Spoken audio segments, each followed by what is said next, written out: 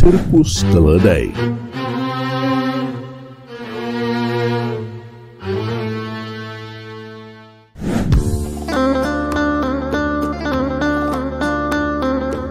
Assalamualaikum warahmatullahi wabarakatuh. Semoga semua kebaikan terlimpah kepada kita semua. Amin ya rabbal alamin. Suatu hari saat Abu Nawas sedang berjalan keliling kampung, ia melihat banyak orang berkumpul di sebuah lapangan. Karena penasaran, ia pun menerobos masuk untuk melihat apa yang sedang terjadi. Ternyata di sana ada pertunjukan sirkus seekor monyet yang pandai berjoget. Para penonton pun dibuat takjub dan terhibur oleh penampilan monyet tersebut. Tak hanya itu, tidak lama kemudian si monyet kembali menunjukkan kehebatannya.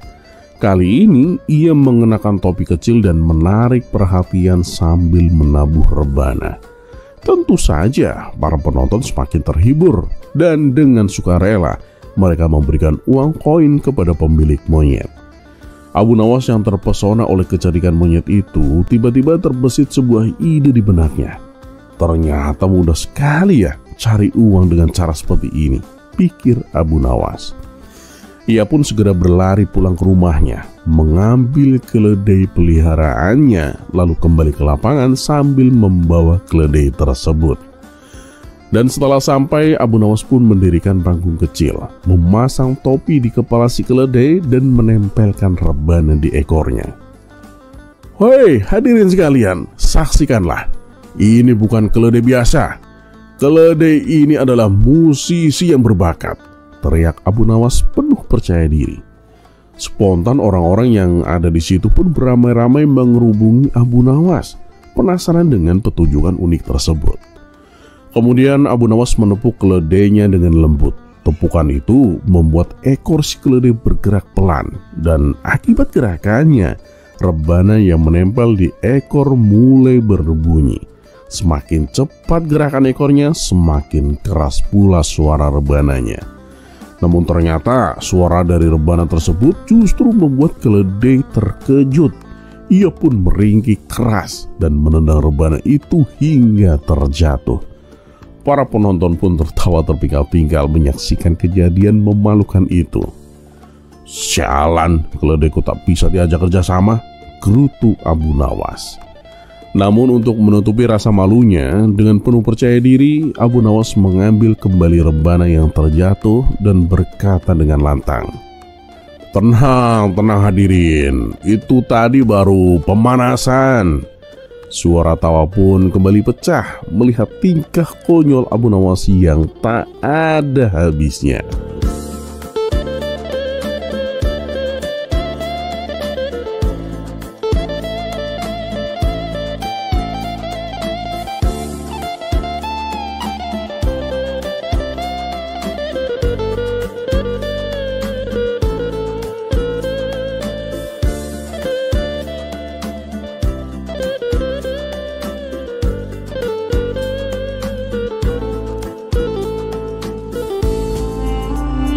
Kisah selanjutnya, titipan yatim.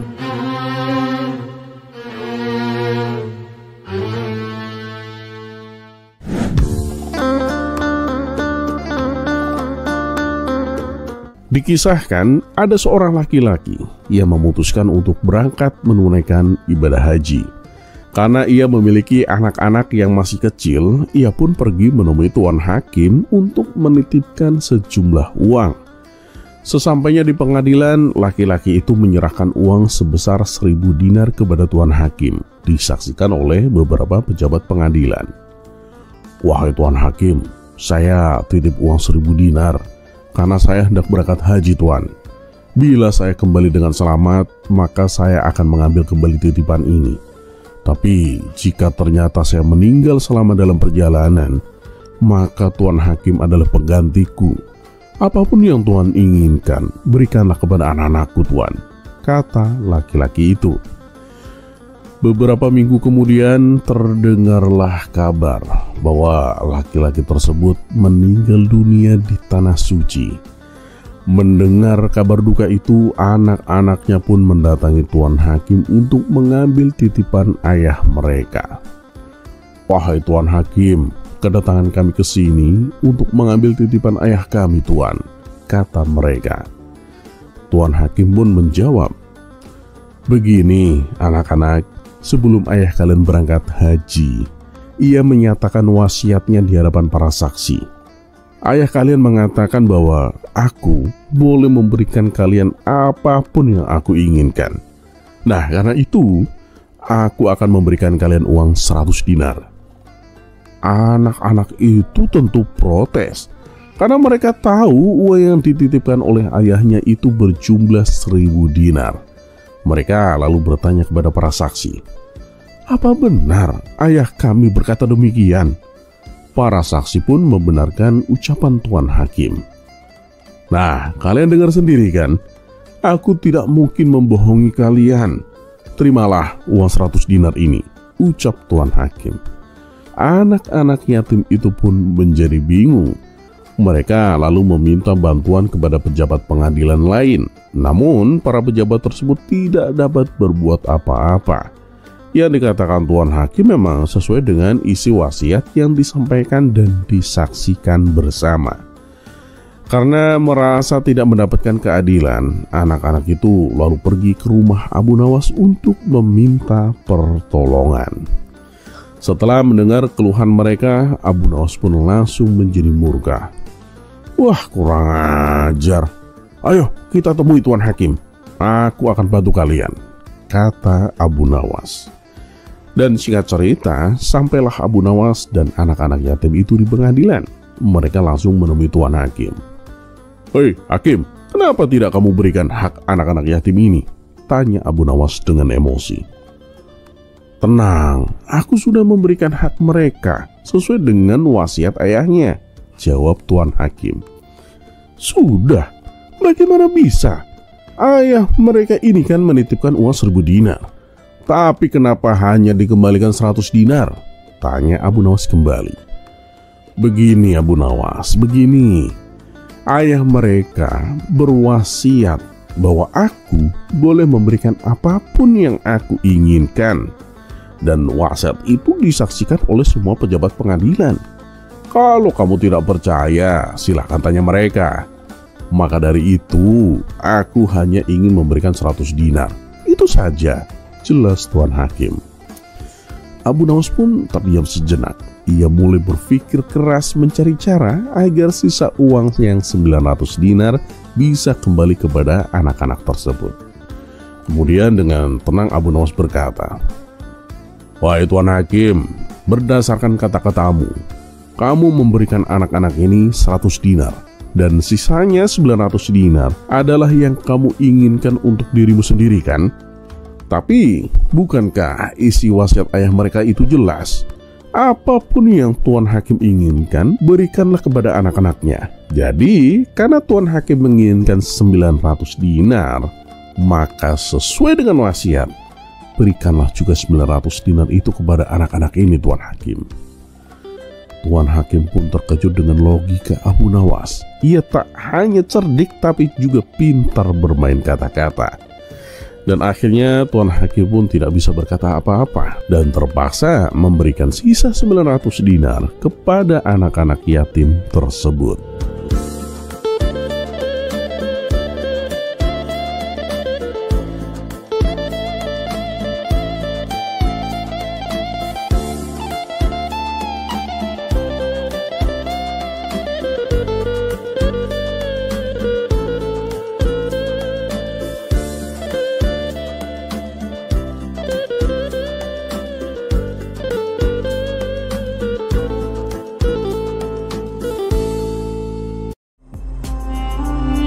Kisah selanjutnya.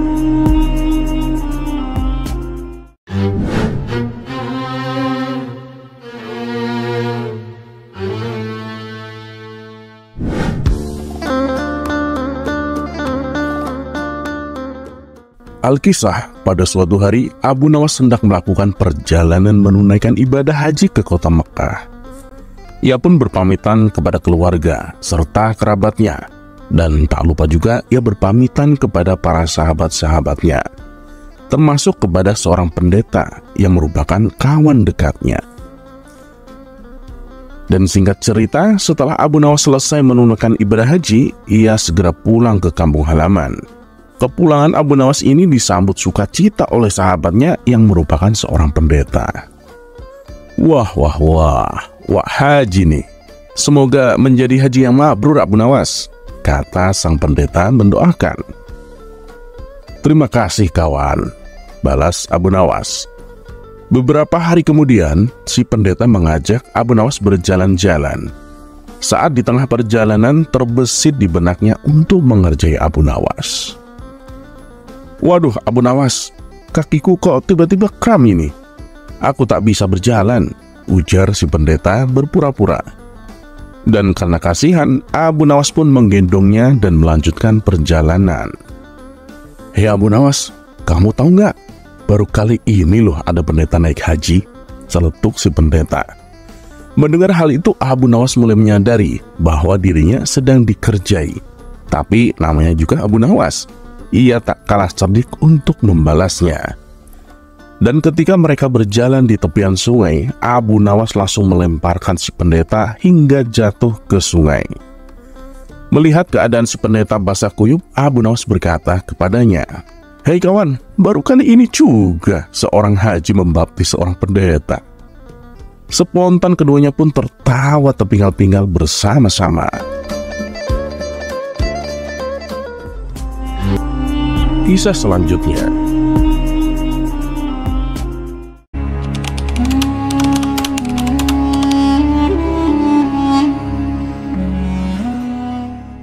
Pada suatu hari, Abu Nawas terlihat murung.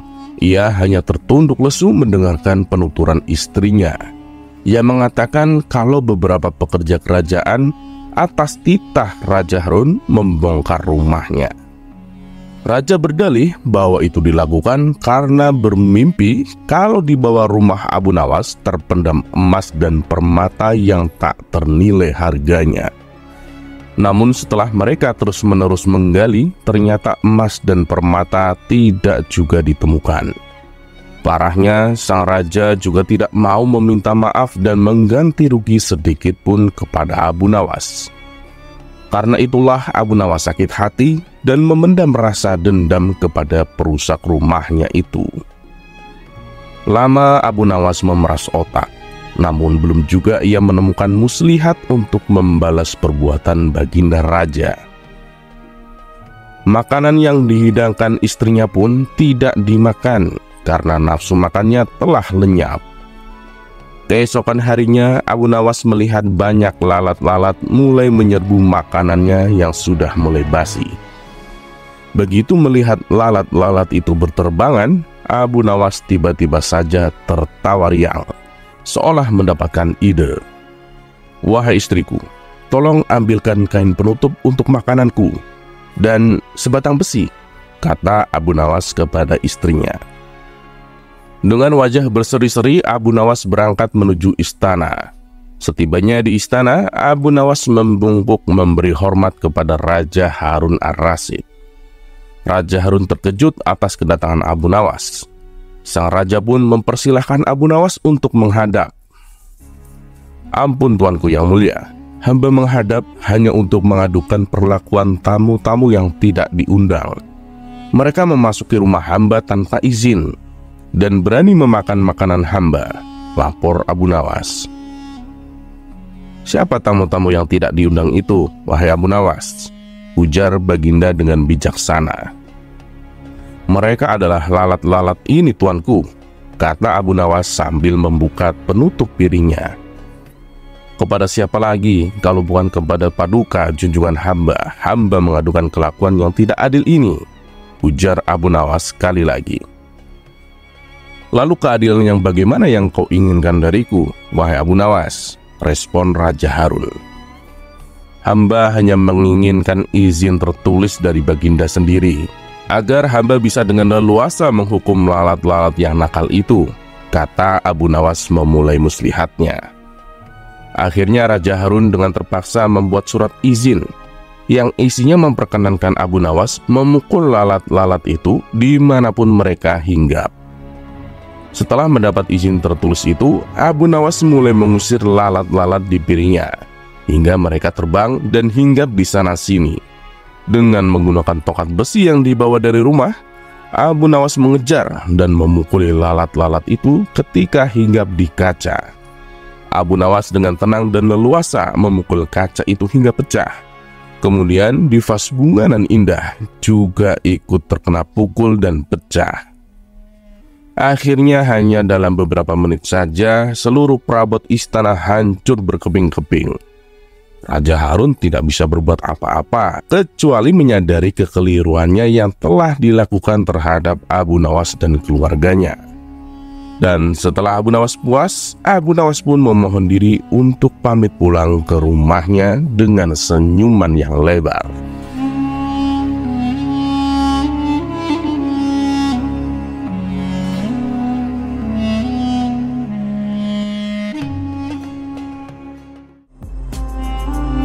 Kisah selanjutnya.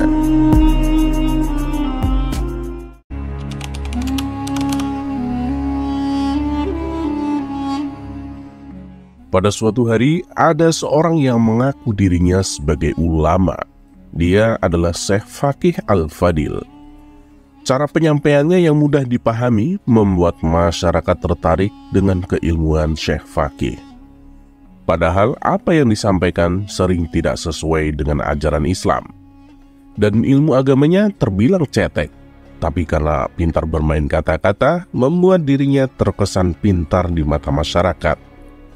Semakin hari semakin banyak masyarakat yang mengunjungi majelis pengajiannya. Hingga pada suatu hari, Abu Nawas penasaran dengan sosok ulama baru tersebut. Ia pun berangkat menuju majelis tempat Syekh Faqih mengajar. Sesampainya di sana, tampak orang-orang sudah berkumpul sedang mendengarkan tausiah Syekh Faqih. Abu Nawas pun lalu mengambil tempat duduk di tengah-tengah para jemaah.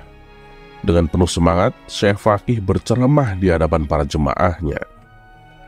Wahai jamaah sekalian, sesungguhnya manusia adalah paksaan, bukan atas pilihan. Iblis itu terbuat dari api. Bagaimana mungkin dia bisa sakit dibakar di neraka, padahal keduanya sama-sama berasal dari api? Dan mengenai surga dan neraka, saya kira itu tidak ada, karena tidak bisa dilihat dan tidak bisa dirasakan, kata Syekh Faqih di dalam ceramahnya. Seketika hal itu membuat Abu Nawas terperanjat.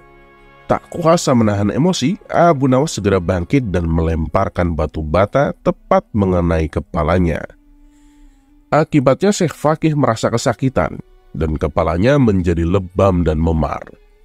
Tak terima dengan perlakuan Abu Nawas, Syekh Faqih datang ke istana dan mengadu kepada baginda raja. Ia meminta supaya Abu Nawas dihukum berat. Panggil Abu Nawas kemari. Aku ingin dengar apa alasannya dia berbuat seperti itu, perintah baginda raja kepada para pengawal. Maka pergilah beberapa pengawal untuk menjemput Abu Nawas di rumahnya. Singkat cerita, datanglah Abu Nawas ke istana menghadap baginda raja. Abu Nawas, apa yang membuatmu sampai menyakiti Syekh Faqih? Kegilaan apa yang kau buat sampai-sampai kau berbuat kesalahan sebesar ini?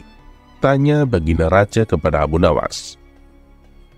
Ampun Paduka yang mulia, sesungguhnya orang ini telah berkata di hadapan jemaahnya, katanya neraka tidak bisa menyakiti iblis karena sama-sama terbuat dari api.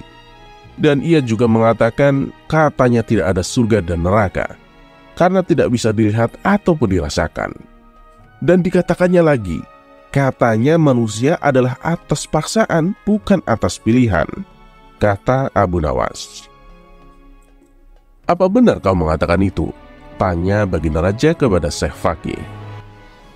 Benar Paduka yang mulia, saya tidak mengingkarinya, karena sesungguhnya hal itu berdasarkan dari pengetahuan dan kenyataan, jawab Syekh Faqih.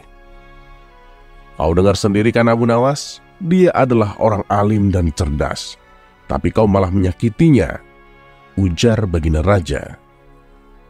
Tapi Paduka, saya kan hanya menerapkan sesuai dengan 3 pernyataan yang dia sampaikan. Begini saja Paduka, izinkan saya bertanya kepada Syekh Faqih, agar Paduka bisa memutuskan apakah saya bersalah atau tidak, pinta Abu Nawas. Baginda Raja pun mempersilahkan permintaan Abu Nawas. "Hei Fakih, bukankah kamu mengatakan iblis tidak mungkin merasa sakit dibakar api neraka, karena keduanya sama-sama berasal dari api? Aku melemparmu dengan batu bata, itu terbuat dari tanah liat. Sedangkan Allah menciptakanmu juga berasal dari tanah liat. Bagaimana mungkin kau bisa merasakan sakit, padahal kalian berdua sama-sama terbuat dari tanah liat?" tanya Abu Nawas. "Tentu saja aku merasakan sakit. Apa kau tidak lihat kepalaku jadi lebam dan memar karena sakit yang aku alami?" jawab Syekh Fakih. "Sakit? Apa kau merasakan sakit?" tanya Abu Nawas memastikan. "Ya sakitlah, tentu saja sakit sekali. Sampai tadi malam aku tidak bisa tidur karena rasa sakit ini," jawab Syekh Fakih. "Kalau begitu coba perlihatkan rasa sakit itu," tanya Abu Nawas kembali. "Bagaimana mungkin? Rasa sakit itu tidak bisa dilihat," balas Syekh Fakih. "Oh begitu. Selama rasa sakit itu tidak bisa diperlihatkan, maka itu adalah sesuatu yang tidak ada. Berarti rasa sakit yang kau alami hanyalah omong kosong. Sama halnya pernyataanmu tentang neraka dan surga. Kau bilang keduanya tidak ada karena tidak bisa dilihat dan tidak bisa dirasakan," ujar Abu Nawas. "Dan mengenai perbuatanku melemparimu dengan batu bata, itu semata-mata hanya menerapkan apa yang kau katakan. Kau bilang manusia atas paksaan, bukan atas pilihan. Maka tidak ada dosa dan kesalahan bagi orang yang dipaksa. Dan perbuatanku ini atas dasar paksaan, bukan atas pilihan. Kalaulah aku bisa memilih, tentu aku akan memilih untuk diam. Tapi karena menurut pendapatmu manusia adalah atas paksaan, maka aku terpaksa melempar batu bata ke kepalamu," tutur Abu Nawas.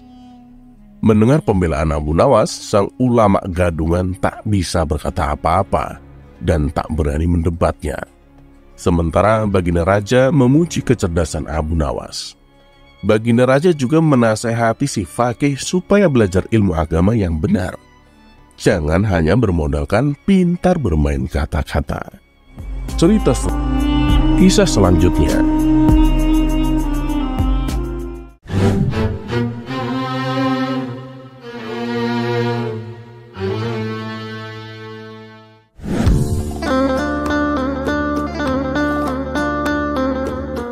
Dikisahkan ada seorang saudagar kaya yang terjerat kasus pembunuhan. Ia pun ditangkap dan dibawa ke hadapan Baginda Raja. Ketika persidangan dilaksanakan, si saudagar mengatakan bahwa dirinya tidak tahu menahu soal pembunuhan yang dituduhkan kepadanya. Tapi karena tak punya bukti atas alibinya, si saudagar diputuskan bersalah dan akan menjalani hukuman gantung. Ia pun pasrah dengan nasib yang dialaminya.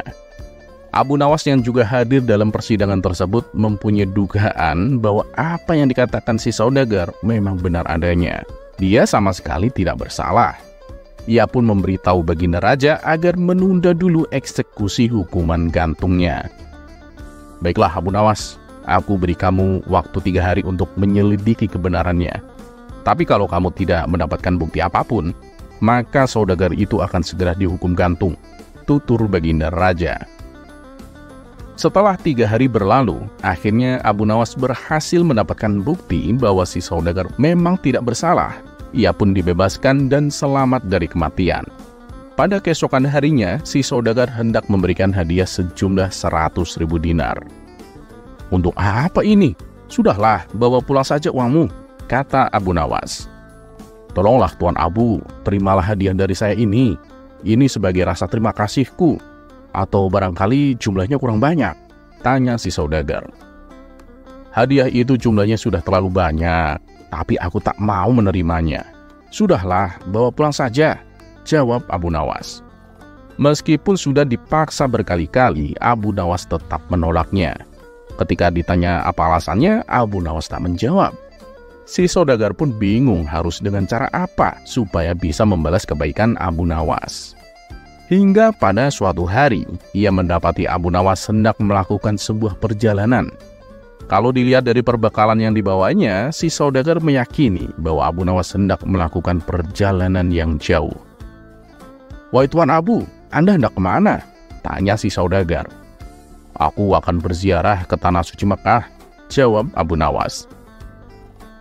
Mendengar itu, si saudagar ingin berbakti kepada Abu Nawas. Ia akan senantiasa melayani Abu Nawas di sepanjang perjalanannya. "Tuan Abu, boleh saya ikut?" pinta si saudagar. "Lah, untuk apa? Perjalanan ini akan sangat melelahkan. Kamu pasti nggak akan mampu," tutur Abu Nawas. Tapi si saudagar bersikeras agar dirinya diajak ikut serta. Abu Nawas pun tak kuasa menolaknya. "Ya sudah, karena kita akan mengadakan perjalanan jauh, salah seorang harus menjadi pemimpin. Kamu milih mau jadi apa?" tanya Abu Nawas. "Saya jadi pengikut saja, Tuan Abu. Biar Tuan Abu yang memimpin," jawab si saudagar. "Kalau begitu, aku yang jadi pemimpinnya." "Ya, asalkan kamu tahu bagaimana menjadi pengikut," balas Abu Nawas. Mereka berdua pun mulai perjalanannya. Setelah menempuh jarak yang lumayan jauh, mereka memutuskan untuk beristirahat. Kala itu angin malam terasa dingin sekali, apalagi mereka berada di tengah gurun. Melihat si saudagar duduk menggigil kedinginan, Abu Nawas segera menyelimutinya dengan kain. "Tuan Abu, seharusnya sayalah yang melakukan ini kepada Tuan, karena Tuan adalah pemimpin saya," kata si saudagar sambil menarik kembali selimutnya dan memberikannya kepada Abu Nawas. "Nah, karena aku adalah pemimpinmu, aku perintahkan agar kamu memperbolehkan aku melindungimu," balas Abu Nawas. Si saudagar pun tak bisa membantahnya. Setelah waktu menjelang pagi, mereka pun bersiap-siap hendak melanjutkan perjalanannya. "Wahai Tuan Abu, untuk hari ini perkenankan saya menjadi pemimpinnya Tuan Abu, dan Tuan Abu yang menjadi pengikut. Jadi Tuan Abu harus menuruti apa kata saya," pinta si saudagar. Abu Nawas pun menyetujuinya. Dan ketika waktu malam tiba, si saudagar berkata, "Aku akan mengumpulkan kayu untuk membuat api, Tuan Abu." Abu Nawas langsung menegurnya. "Loh, kamu gak boleh melakukan itu. Aku yang akan melakukannya." "Ingat Tuan Abu, saya ini adalah pemimpin, dan saya perintahkan agar Tuan Abu duduk saja. Biarkan saya yang mengumpulkan kayu," balas si saudagar. "Tapi aku tak akan membiarkan kamu melakukannya, karena itu tidak sesuai dengan syarat menjadi pengikut.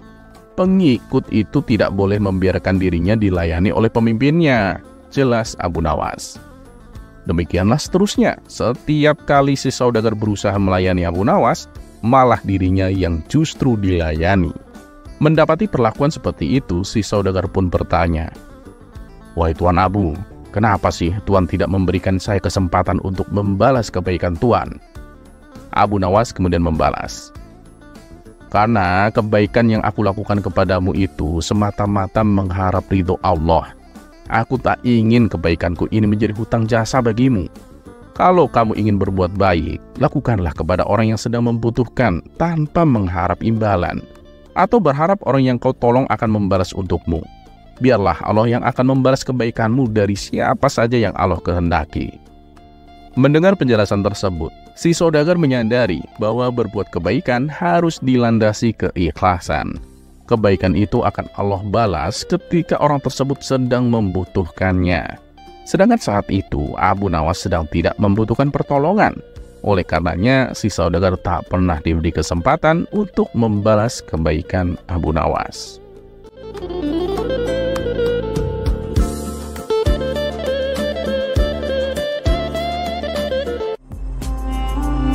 Kisah selanjutnya.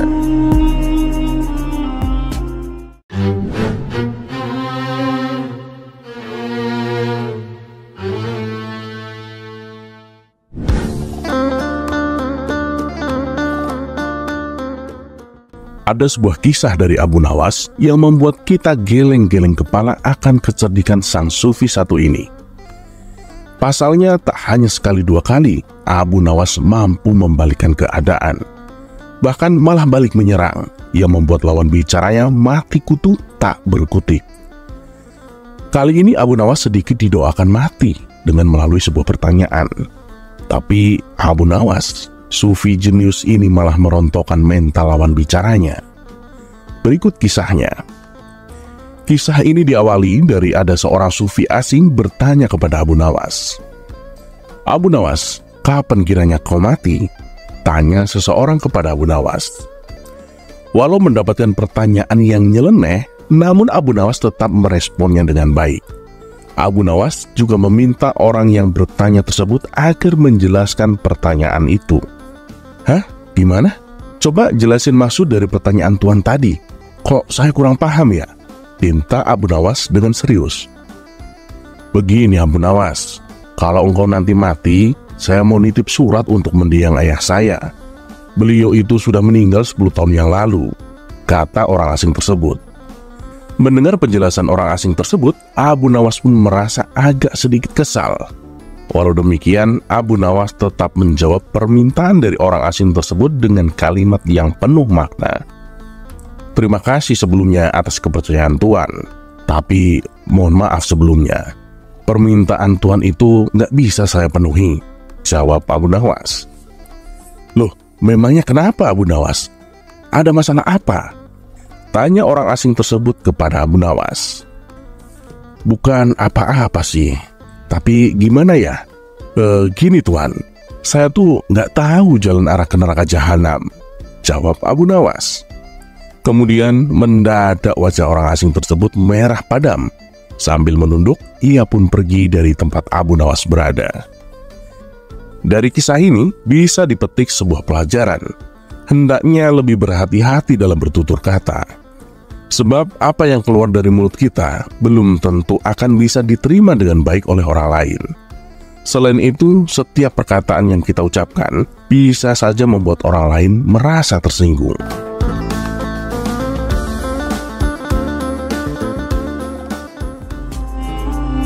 Kisah selanjutnya.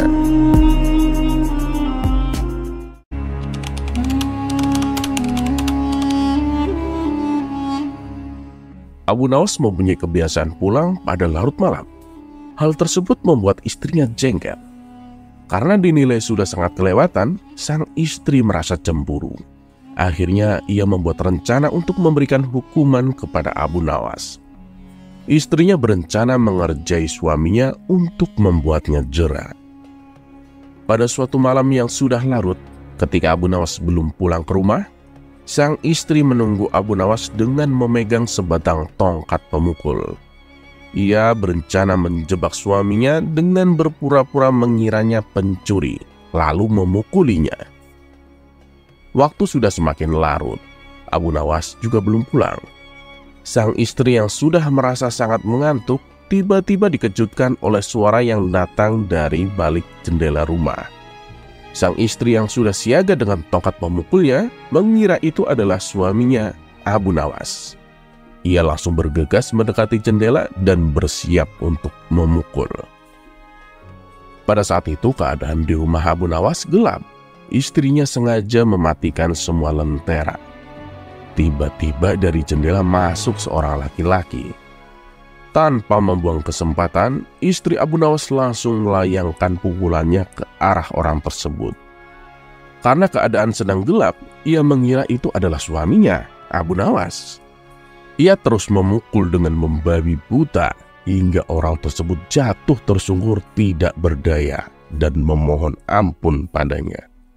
"Ampun, ampun," ujar orang tersebut.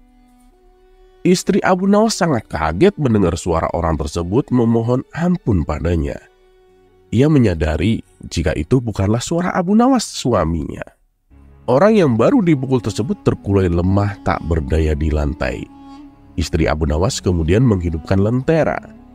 Maka jelaslah tampak jika orang tersebut bukanlah suaminya, melainkan orang lain yang hendak mencuri di rumahnya.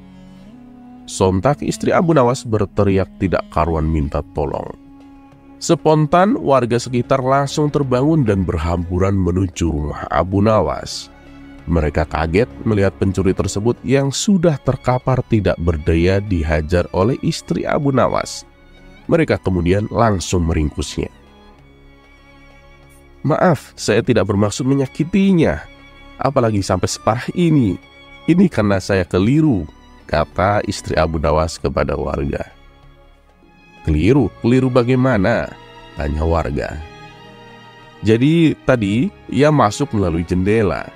Saya kira suami saya yang baru pulang berpesta dengan teman-temannya. Makanya langsung saya gebuk dengan tongkat. Jelas istri Abu Nawas. Tidak berapa lama kemudian Abu Nawas pun pulang. Ia kaget. Wajahnya menjadi pucat melihat banyak orang di rumahnya. Ia langsung berlari mendekati kerumunan warga di rumahnya dan mengira telah terjadi sesuatu pada istrinya. Seseorang kemudian menceritakan kepadanya. Wajahnya yang semula pucat berubah tersenyum.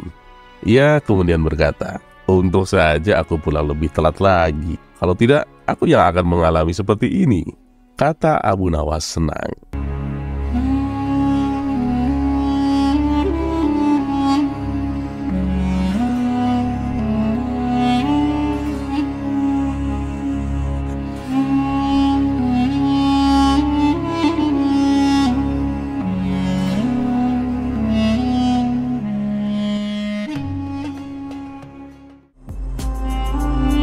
Kisah selanjutnya.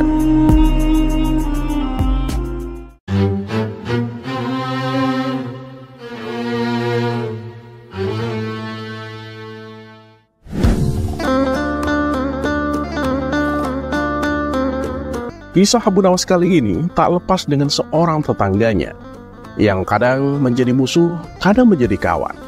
Walaupun seringnya mereka menjadi musuh, tetapi tak jarang juga mereka bercanda selayaknya kawan dekat.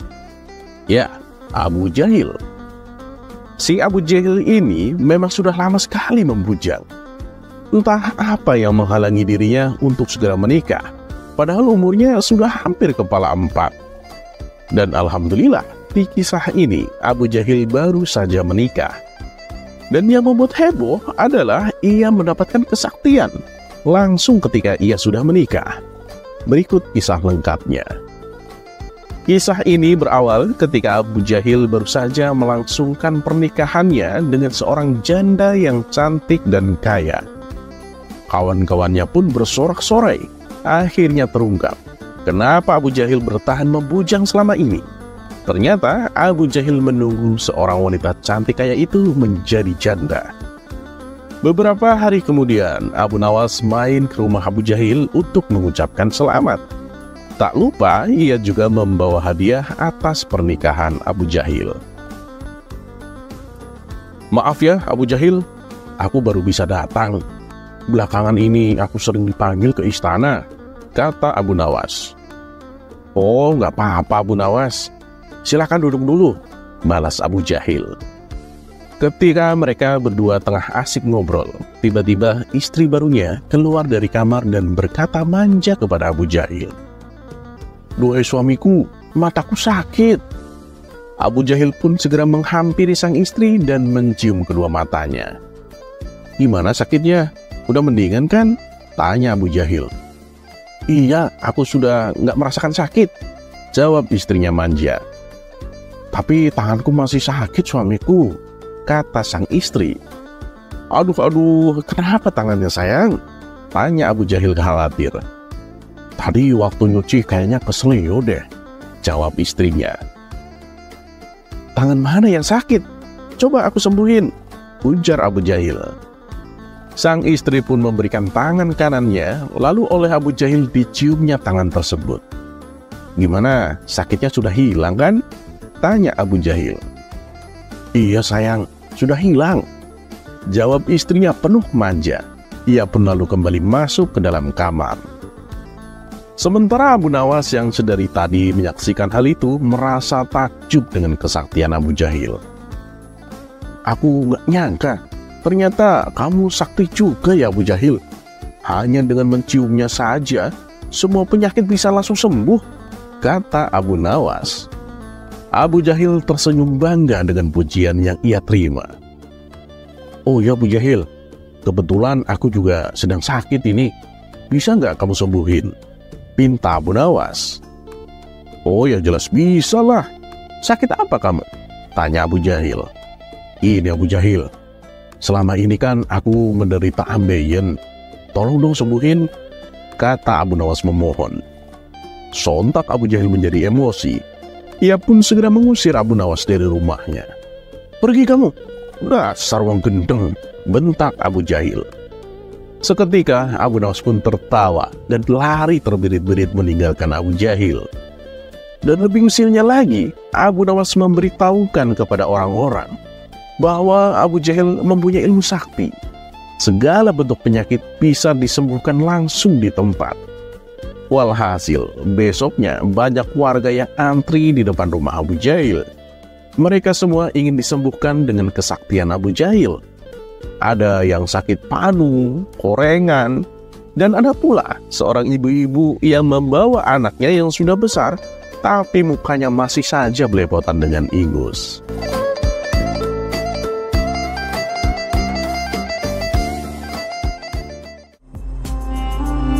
Kisah selanjutnya.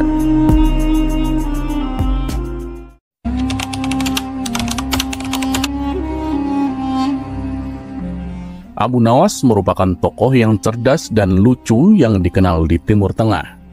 Suatu ketika, Abu Nawas yang jomblo jatuh cinta kepada seorang gadis cantik jelita. Abu Nawas memang tergila-gila dengan gadis cantik, pintar, serta termasuk wanita yang ahli ibadah itu. Ia sangat berambisi untuk memperistri gadis salehah itu. Cintanya yang begitu dahsyat dan membara membuat Abu Nawas berdoa kepada Allah Subhanahu wa Ta'ala. Begini doanya, "Ya Allah, jika memang gadis itu baik untuk saya, dekatkanlah kepadaku. Tetapi jika memang menurutmu ia tidak baik untukku, tolong ya Allah. Sekali lagi, tolong ya Allah. Pertimbangkanlah lagi ya Allah." Begitulah doanya dengan menyebut nama gadis itu dan terkesan memaksa kehendak Allah. Abu Nawas memanjatkan doa-doa itu setiap selesai sholat 5 waktu tanpa henti dan terus bersungguh-sungguh. Selama berbulan-bulan, ia menunggu tanda-tanda dikabulkan doanya. Berjalan lebih 3 bulan, Abu Nawas merasa doanya tak kunjung dikabulkan Allah. Lalu Abu Nawas pun mulai introspeksi diri. Mungkin Allah tak mengabulkan doaku karena aku kurang pasrah atas pilihan jodohku. Kemudian Abu Nawas pun bermunajat lagi, tapi kali ini ganti strategi. Doa itu tidak diembel-embeli spesifik pakai nama si gadis cantik, apalagi sampai memaksa Allah mengabulkan doanya. Ia lalu berdoa, "Ya Allah, berikanlah istri yang terbaik untukku." Berbulan-bulan ia terus memohon kepada Allah. Namun Allah tak juga mendekatkan Abu Nawas dengan gadis pujaannya. Bahkan Allah juga tidak mempertemukan Abu Nawas dengan wanita yang mau diperistri. Lama-lama ia mulai khawatir juga. Akhirnya ia memutar otak lagi bagaimana caranya berdoa dan bisa cepat terkabul. Abu Nawas memang manusia cerdas. Ia tak kehabisan akal. Ia pun merasa perlu sedikit diplomatis kepada Allah. Ia pun mengubah doanya. "Ya Allah, kini aku tidak minta lagi untuk diriku. Aku hanya meminta gadis sebagai menantu ibuku yang sudah tua dan sangat aku cintai ya Allah. Sekali lagi ya Allah, bukan untukku, maka berikanlah ibuku menantu." Begitulah doa Abu Nawas. Dasar Abu Nawas, pakai membawa nama ibunya segala. Padahal permintaannya itu tetap saja untuk dirinya. Padahal Allah Maha Tahu, tidak perlu diakali. Tapi barangkali karena keikhlasan dan keluguan Abu Nawas tersebut, Allah pun menjawab doanya. Akhirnya Allah menakdirkan wanita cantik dan soleha itu menjadi istri Abu Nawas. Kisah selanjutnya.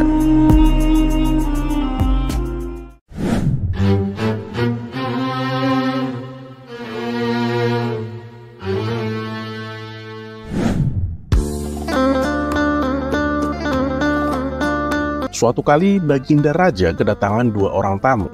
Mereka berdua adalah seorang raja dari negeri tetangga. Pertemuan ketiga raja tersebut membahas mengenai kerjasama tentang perdagangan.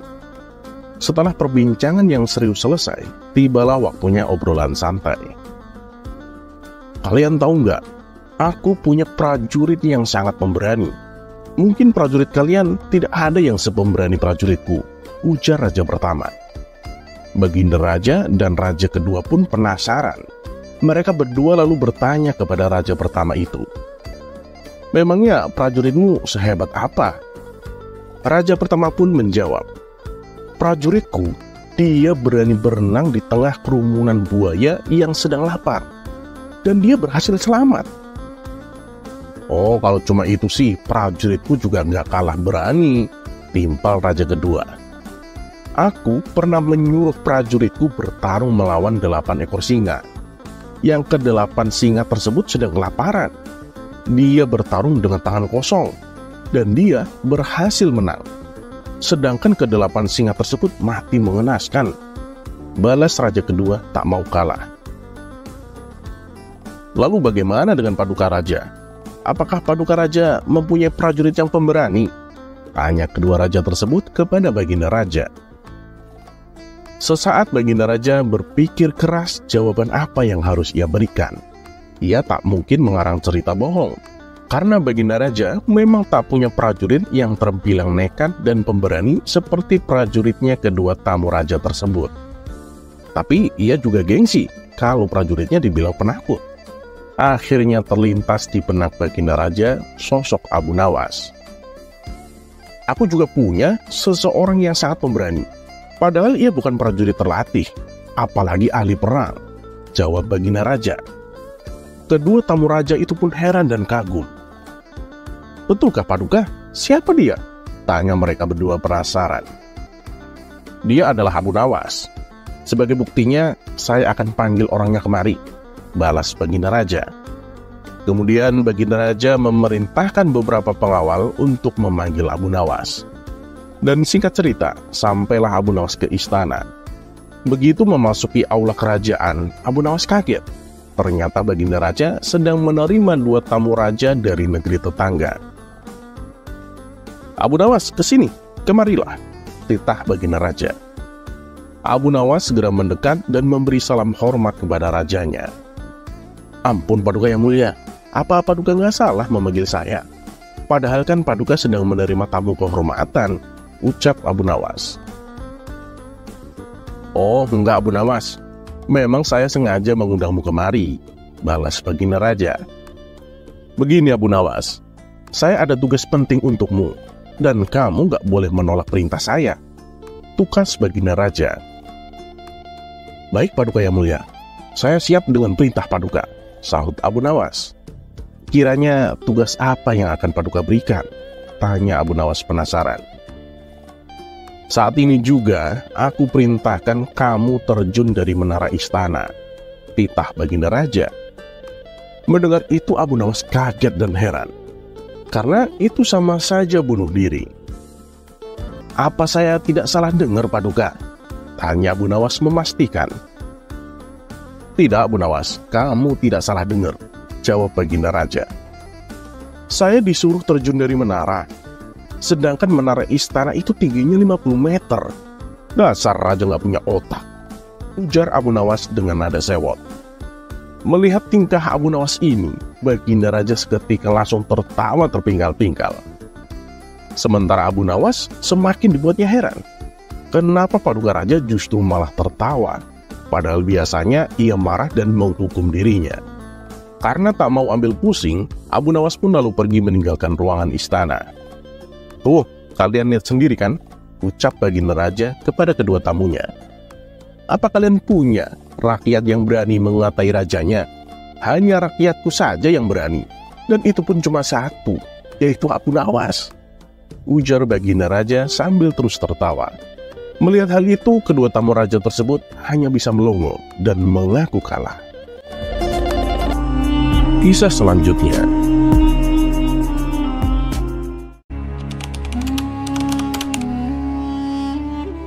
Abu Nawas memanglah bukan orang kaya raya. Lebih tepatnya, ia hanya keluarga yang sederhana. Untuk memenuhi kebutuhan pokoknya sehari-hari bisa dikatakan sangat tercukupi. Tapi kalau untuk kebutuhan mewah, Abu Nawas belum bisa terpenuhi. Ia tidak mempunyai barang mewah dan makanan mewah di rumahnya. Semua serba cukup dalam kadar yang sederhana. Namun nasib apes menimpa Abu Nawas. Tidak ada hujan, tidak ada angin. Sang istri tiba-tiba minta dibelikan kalung. Hal ini membuat Abu Nawas pusing 7 keliling. Bagaimana mungkin bisa ia memenuhi keinginan istrinya? Untuk membeli makanan mewah saja ia tidak mampu, apalagi membelikan perhiasan kalung. Wahai istriku, maafkanlah aku. Aku tak mungkin bisa menyanggupi keinginanmu. Kan kamu tahu sendiri, kita adalah keluarga sederhana yang hidupnya hanya pas-pasan, tutur Abu Nawas dengan lemah lembut. Namun keputusan Abu Nawas ini ternyata membuat istrinya tidak terima, karena ia sangat menginginkan perhiasan kalung. Dan selama ini ia merasa tak pernah menuntut apapun, tak pernah meminta yang macam-macam. Ia ingin hanya kali ini saja permintaannya dituruti. Entah bagaimana caranya, pokoknya ia ingin dibelikan kalung. Tapi lagi-lagi Abu Nawas tidak berani mengiyakan.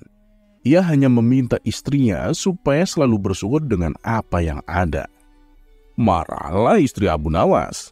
Ia terus ngomel dan memarahi suaminya. Tak tahan dengan omelan sang istri, Abu Nawas lalu pergi meninggalkan rumah.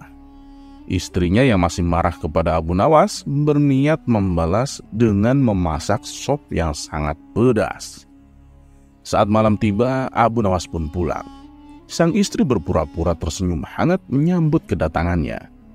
Abu Nawas lalu diajaknya duduk di meja makan. Kemudian sang istri menghidangkan sop yang pedas tersebut.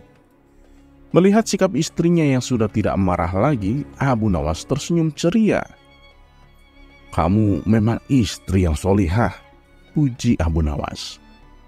Tapi sungguh malang, sang istri lupa dengan jebakannya sendiri. Ia menyendok sop pedas itu ke dalam piringnya dan memakannya. Air mata pun meleleh di kedua pipinya karena rasa pedas yang luar biasa. Abu Nawas seketika itu kaget dan heran melihat istrinya tiba-tiba menangis sesenggukan. "Kenapa kamu menangis, wahai istriku?" tanya Abu Nawas khawatir. Dengan mengusap air matanya yang menetes di pipi, sang istri menjawab, "Dulu almarhum ibu sangat menyukai masakan sop ini. Setiap kali aku makan sop seperti ini, aku menjadi teringat almarhum ibu. Itulah yang membuat aku menangis," ujar sang istri berpura-pura. "Sudahlah, wahai istriku, ibumu itu orang baik. Insya Allah ia meninggal dalam keadaan husnul khotimah," balas Abu Nawas menenangkan istrinya. Kini giliran Abu Nawas yang memakan sop pedas itu. Betapa terkejutnya ia. Ternyata sop yang ia makan pedasnya bukan main. Kedua mata Abu Nawas langsung meneteskan air mata tanpa henti. Bahkan air matanya lebih banyak dari sang istri. Tak mau kalah dengan sandiwara istrinya, Abu Nawas meluapkan rasa pedasnya dengan menangis terisak-isak. "Kenapa kamu menangis, wahai suamiku?" tanya sang istri heran. "Aku juga teringat almarhum ibumu. Kenapa ia mati meninggalkanmu tanpa mengajak dirimu?" jawab Abu Nawas. Mendengar jawaban Abu Nawas, sang istri yang tadinya jengkel mendadak tertawa terpingkal-pingkal. Keduanya akhirnya rukun dan mesra kembali. Ya, begitulah namanya saja hidup berumah tangga. Pasti ada suka dan ada duka. Tentunya ada juga pertengkaran di dalamnya. Tapi jangan jadikan pertengkaran menjadi perpecahan, apalagi sampai terjadi perceraian. Pertengkaran hanyalah bumbu dalam berumah tangga. Karena dengan adanya pertengkaran, kita bisa merasakan betapa nikmatnya kemesraan. Kisah selanjutnya.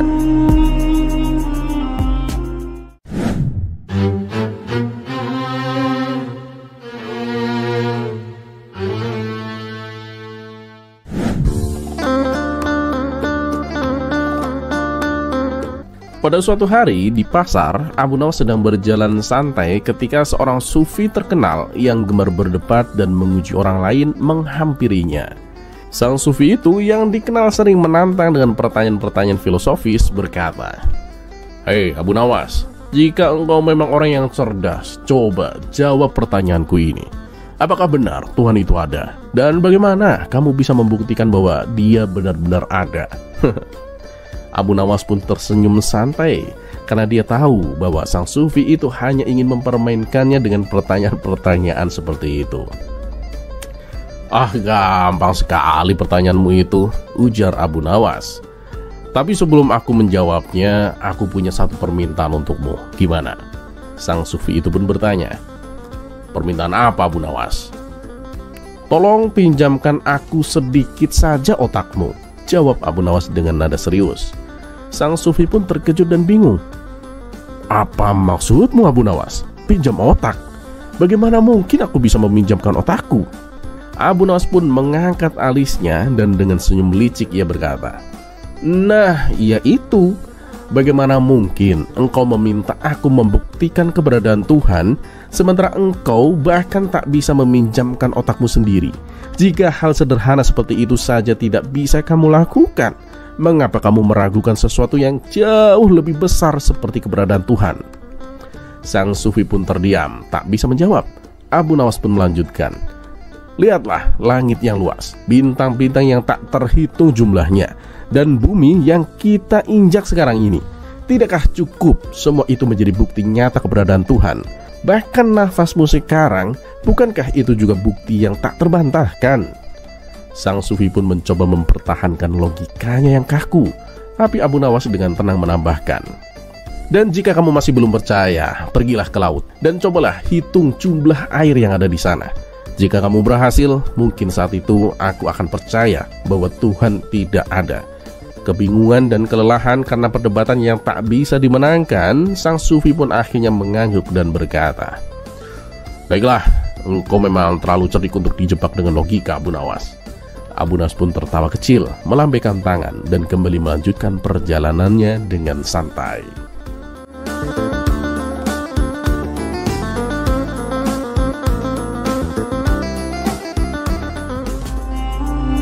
Kisah selanjutnya.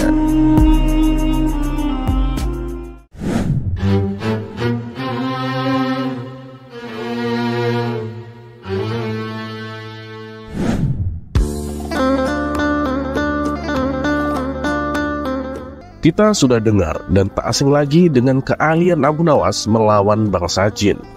Ada yang hanya dengan menunjukkan sandalnya, jin pun langsung merengek minta ampun. Ada pula Abu Nawas mengerjai jin penghuni sumur dengan teriakan istri Abu Jahil. Nah, untuk kisah kali ini lebih menarik sekali. Abu Nawas adu kesaktian dengan jin raksasa penghuni goa. Berikut kisah lengkapnya. Kisah ini berawal dari adanya jin raksasa yang menghuni gua angker di sebuah perbukitan kecil yang jauh dari pemukiman para warga. Konon jin raksasa ini terkenal sangat kejam. Siapa saja yang berani mendekati gua tempat tinggalnya, maka akan dibunuh dengan cara yang sadis.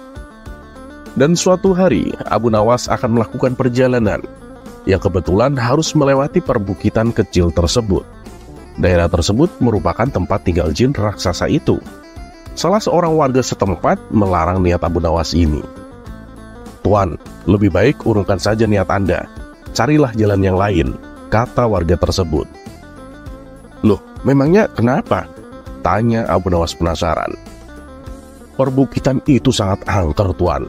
Ada jin raksasa, dia tak segan-segan membunuh siapa saja yang berani ke sana," jawab warga tersebut.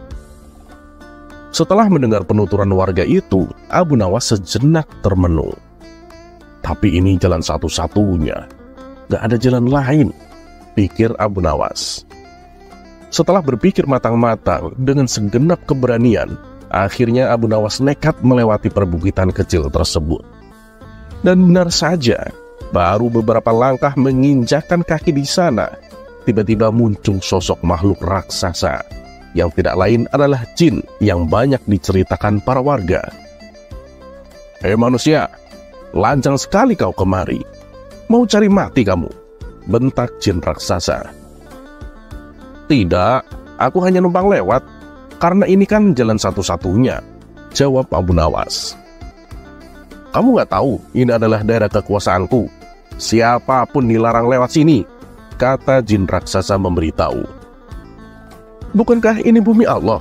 Kamu gak ada hak melarangku," balas Abu Nawas. "Oh, jadi kamu menantangku? Akan aku hancurkan tubuhmu," ancam jin raksasa. Baik, silahkan kalau berani. Tapi tak kasih tahu ya, aku bisa dengan mudah mengalahkanmu. Aku ini sangat perkasa, lebih dari yang kau bayangkan, sahut Abu Nawas tak mau kalah. Ah, banyak omong kamu. Kamu pasti seorang sufi ya, makanya berani menantangku. Dasar orang-orang sufi, hanya terpikat pada masalah rohani. Kamu gak akan bisa mengalahkanku. Lihat saja, wujudku 30 kali lipat lebih besar darimu, ucap jin raksasa. Tunggu dulu. Wujudmu memang lebih besar dariku, tapi itu tidak menjamin kau lebih perkasa. Kalau kamu ingin adu kekuatan, ayo, ambil batu ini dan peraslah air darinya, balas Abu Nawas. Abu Nawas lalu memungut sebutir batu kecil dan memberikannya kepada jin raksasa. Seketika batu kecil itu hancur lebur dalam genggamannya. Akan tetapi tidak setetes pun air yang keluar. Jin itu coba mengulanginya beberapa kali dengan batu yang lain, tapi usahanya sia-sia. Akhirnya Om Jin pun menyerah. Wah, ini mustahil. Tidak mungkin ada air dalam batu. Coba kau tunjukkan kalau batu memang ada airnya, kata Om Jin penasaran. Dalam keremang-remangan, Abu Nawas mengambil sebuah batu kecil yang lapuk. Bersamaan dengan itu, tanpa sepengetahuan Om Jin, Abu Nawas juga mengambil sebutir telur dari kantong bajunya, lantas meremukkan batu kecil menggunakan genggaman tangannya. Seketika, cairan telur langsung menetes keluar. Melihat hal itu, Om Jin pun sangat terkesan dengan kesaktian Abu Nawas. Wah, kamu luar biasa. Menginaplah di tempat tinggalku. Malam ini akan kujamu kamu dengan banyak macam hidangan, ajak Om Jin raksasa.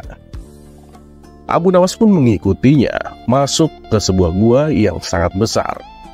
Sesampainya di sana, ia melihat banyak sekali harta dan perhiasan. Jin, dari mana semua harta ini? Tanya Abu Nawas. Jin raksasa memberitahu bahwa semua harta dan perhiasan tersebut adalah milik para kabilah yang tersesat dan sudah dibunuhnya. Setelah dijamu makan malam, jin raksasa mempersilahkan Abu Nawas untuk istirahat. Biar kamu aman, berbaringlah di sebelahku dan tidurlah, kata jin raksasa. Dan Om Jin raksasa juga membaringkan diri dan segera tidur. Sementara Abu Nawas yang secara naluri mengetahui adanya bahaya pengkhianatan, segera bangkit dan menyembunyikan diri di tempat yang agak jauh dari jin raksasa itu. Abu Nawas mengatur tempat pembaringannya agar seolah-olah tidur di samping jin raksasa. Dan tak lama setelah itu, Om Jin pun bangun. Ia mengambil sebuah batang pohon lalu menghajar Abu Nawas dengan sekuat tenaga yang dikiranya masih tidur di sebelahnya. Om Jin raksasa memukul bertubi-tubi sebanyak 7 kali, kemudian kembali berbaring dan tidur. Setelah jin raksasa benar-benar tidur, barulah Abu Nawas membaringkan tubuhnya tepat di sebelah jin raksasa. Saat hari sudah menjelang pagi, keduanya pun terbangun. Betapa kagetnya Om Jin raksasa melihat Abu Nawas masih hidup, bahkan tidak ada luka sedikit pun. Jin, guamu nyaman sekali untuk istirahat. Tapi sayang, tadi malam aku agak terganggu. Lagi tidur nyenyak-nyenyak, malah digigit nyamuk sampai 7 kali, ucap Abu Nawas. Tentu saja, ucapan Abu Nawas itu sangat mengejutkan Om Jin. Rasa kagum, heran, dan terkejut menjadi satu dalam tatapan Om Jin kepada Abu Nawas.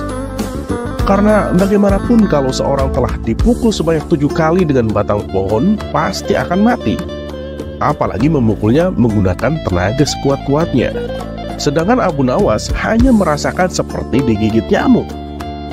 Akhirnya Om Jin raksasa yang awalnya kejam dengan wajah yang seram, kini menjadi ciut, bahkan ramah kepada Abu Nawas. Dan Abu Nawas pun diberi piala dari emas oleh Om Jin sebagai tanda kemenangannya dan tanda kekalahannya Om Jin. Kemudian dipersilahkanlah Abu Nawas melanjutkan perjalanannya.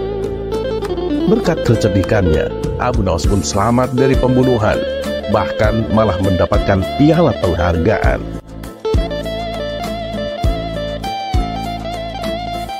Dan bagi kalian yang belum mendengar kisah Abu Nawas menghajar jin hanya dengan sendal, bisa klik yang kanan.